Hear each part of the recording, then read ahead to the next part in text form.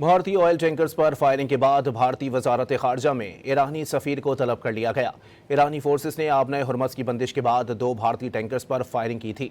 Firing के बाद भारतीय टैंकर्स वापस मुड़ गए थे। भारतीय ऑयल टैंकर्स पर फायरिंग के बाद भारतीय वजारत खारजा में ईरानी सफीर को तलब कर लिया गया। ईरानी फोर्सेस ने आबनाए हुर्मस की बंदिश के बाद 2 भारतीय टैंकर्स पर फायरिंग की थी। फायरिंग के बाद भारतीय टैंकर्स वापस मुड़ गए थे। भारतीय ऑयल टैंकर्स पर फायरिंग के बाद भारतीय वजारत खारजा में ईरानी सफीर को तलब कर लिया गया। ईरानी फोर्सेस ने आबनाए हुर्मस की बंदिश के बाद 2 भारतीय टैंकर्स पर फायरिंग की थी। फायरिंग के बाद भारतीय टैंकर्स वापस मुड़ गए थे।